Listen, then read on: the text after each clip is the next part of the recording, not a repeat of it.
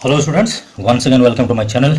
और जैसा मेरा रिक्वेस्ट रहता है, आप सबों से फिर से रिक्वेस्ट है, प्ले लिस्ट में आप जरूर जाएंगे तो देखिए क्वेश्चन आदित्य ने पूछा। एक्चुअली बेसिकली ये क्वेश्चन आपको रेशियो एंड प्रोपोर्शन से है, क्लास 7 का है। तो क्वेश्चन देखिए बहुत इंटरेस्टिंग है और इसके बारे में डिटेल्स आपको बता रहा हूँ। इसमें लिखता है कि explain why the ratio 3:5 and 5:7 do not form proportion.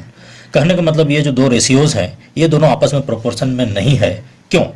तो इसके लिए मैं बेसिक चैप्टर पर आपको जाना चाहता हूं। मैं आपको चाहता हूं कि इसका कॉन्सेप्ट मैं क्लियर कर दूं। तो इसके लिए देखिए, मान लिया यदि आपके पास चार कोई अलग अलग नंबर्स हैं, चार आपको क्वांटिटीज दिए हुए हैं, तो आप हमेशा याद रखेंगे जब रेशियो की बात होती है तो सब एक ही यूनिट में होना चाहिए। अब देखिए, जैसे मान लिया A B C and D, चार यदि आपके पास चार यदि क्वांटिटीज हैं, चार नंबर्स हैं, और ये इस तरह से है कि ए इज टू बी और ये C is to D, C is to D, ये आपस में प्रोपोर्शन है। देखिए रेशियो क्या होता है, ओनली दो क्वांटिटी के बीच में क्या होता है, एक तरह का एक फ्रैक्शन है, एक तरह का वो फ्रैक्शन है। वो फ्रैक्शन यदि दोनों सेम यूनिट में है तो उसका यदि फ्रैक्शन निकालते हैं तो उसको कहा जाता है उसका रेशियो।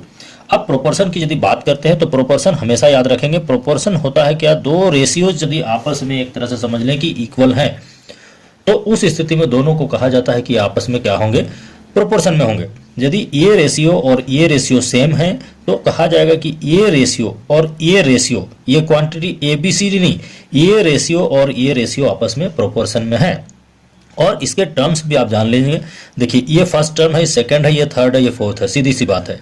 अब यहाँ पर जो है ये देखिए, ये फर्स्ट टर्म एंड ये लास्ट टर्म, ये जो है आप यदि इसको ऐसे देखेंगे ए बाई बी एंड ये यदि सी बाई डी देखेंगे तो ये फर्स्ट एंड लास्ट टर्म या क्रॉस मल्टीप्लाई, ये दोनों जो है ये एक्सट्रीम्स कहलाते हैं। इनको कहा जाता है एक्सट्रीम्स, एक्सट्रीम्स। और जो बीच वाले टर्म बच रहे हैं, मतलब एकदम फर्स्ट और लास्ट, ये दोनों एक्सट्रीम्स कहलाते हैं। ये जो बीच वाले टर्म्स हैं इन दोनों को क्या कहा जाता है, ये कहा जाता है मीन्स, इनको कहा जाता है मीन्स। तो आप यहाँ सीधे सीधे यदि क्वेश्चन पर अब हम लोग आएंगे यहाँ पे थोड़ा समय, तो आप यहाँ जान लीजिए प्रोपोर्शन होने के लिए क्या होना चाहिए आपको। प्रोपोर्शन आपको तभी कहलाएगा यदि this multiplied by this is equal to this multiplied by this. सीधी सीधी बात है, यानी आप क्या करेंगे, इसको मल्टीप्लाई करेंगे, इसको मल्टीप्लाई करेंगे। यदि a into B is equal to a into D is equal to b into C, then it is in proportion, it is in proportion, otherwise not. ये आप समझ लेंगे क्यों है, ये भी आप जान लेंगे, क्योंकि प्रोपोर्शन का मतलब होता है कि दोनों क्वांटिटी का सेम रेशियो है। सपोज करिए यदि आपको 5/10 दिया हुआ है और आपको यदि 9/18 दिया हुआ है, तो यदि आप सिंपलेस्ट फॉर्म करते हैं तो 5 2 और 10, ये आपका बन गया 1/2, 9 1 9 2, ये बन गया 1/2। आप देख रहे हैं ये रेशियो भी 1/2 आया, ये रेशियो भी 1/2 आया। इसका मतलब हुआ ये 5/10 that is proportion, that is in proportion 9/18। आप इसको यदि देखना भी चाहेंगे तो क्या करेंगे, इसको मल्टीप्लाई करेंगे, that is 90, इसको मल्टीप्लाई करेंगे, that is also 90। तब इस स्थिति में क्या होगा, हम क्या बोलेंगे, these both the ratios are in proportion। अब हमारे पास बात यहाँ पर यह है, आप यहाँ लिखेंगे let, आप सीधे लिखेंगे let a is equal to 3, b is equal to 5, c is equal to 5 and d is equal to 7। इस पर बात करेंगे a b c d, ये हो गया। अब यहां पर लिखेंगे देयरफॉर प्रोडक्ट्स ऑफ, है ना, आप लिखेंगे प्रोडक्ट ऑफ एक्सट्रीम्स। आप वो जो टर्म्स हैं इसको पूरी तरह से जान लेंगे, ठीक है। प्रोडक्ट ऑफ एक्सट्रीम्स, एक्सट्रीम्स मतलब सीधे first and last, then A into D, ये क्या हो गया, A into D, that is आपको 3 into 7, that is 3 into 7, that is equal to 21।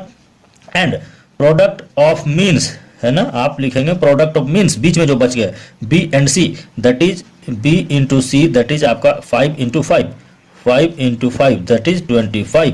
आप यहाँ लिखेंगे product of extremes and product of means, क्या ये दोनों इक्वल हैं, that is 21, this is 25।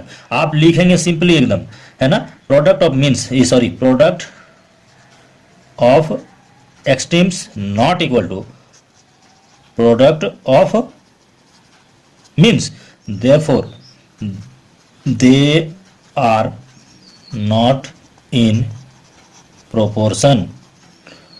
Proved या फिर आंसर, इतना आपको फाइनल कर देना है। आप इतना लिख लेते हैं, कोई परेशानी आपको नहीं होगी। 100% मार्क्स जितना रहेगा फुल मार्क्स आपको मिलेंगे। आप समझ गए यहाँ पे, मेरे ख्याल से आप इसको समझते हैं। यदि काइंडली समझते हैं तो आप जरूर रिप्लाई करें।